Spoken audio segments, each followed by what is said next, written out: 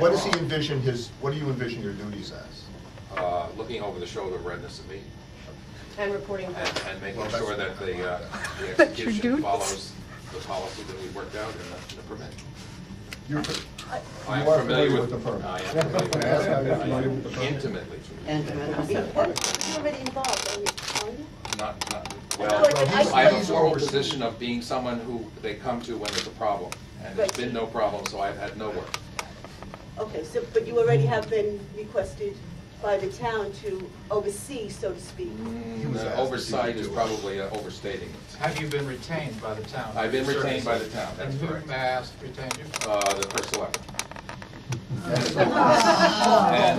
And did the commission? That was at the request of the, yeah. We endorsed through the commission, I believe. Yeah. I don't know who did it. And what were your job duties? So, excuse me, And the commission asked that Barry Weddle be appointed because of his involvement in the permit process from the very beginning. So, well, if Mr. Weddle is already involved, maybe we should take somebody else to do this other type of job. Do you remember what his involvement was to be? His involvement was if there was a dispute. If there was a dispute between, he would try to mediate a dispute before it got out of here. But as he said, they've done everything that Redness and me has asked, so he really hasn't been involved at all. So there's been nothing for him to do. But now what we're going to do is actually give, this motion will give him the authority under state statute. He will have the authority to actually issue a cease and desist order if we give him that authority. don't you think he should have a job description?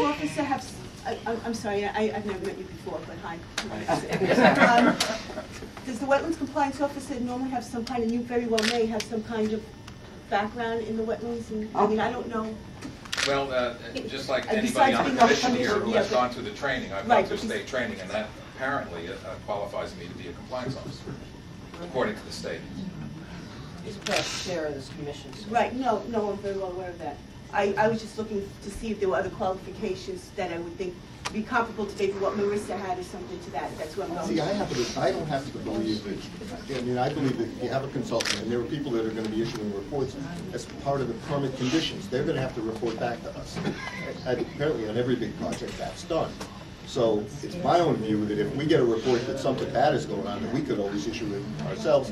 The commission, I think, would feel more comfortable having Mr. Weddle, be able to just issue the cease and desist. It still then comes to us. Just on point, you meet functionally once or twice a month. If there was a real problem, assuming that Dr. Weddle is appointed, something could happen without an emergency meeting at this point. Yeah, we're asking him to do that for us. But I think that we need to Am I the only one who thinks this is motion crazy?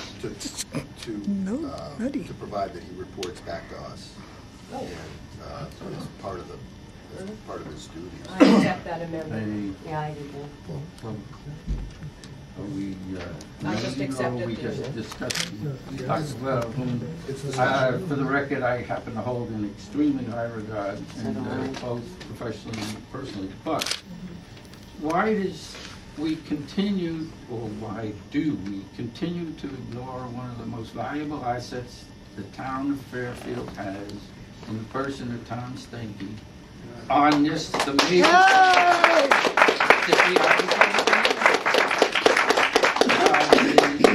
to me, it just seems like a terrible waste.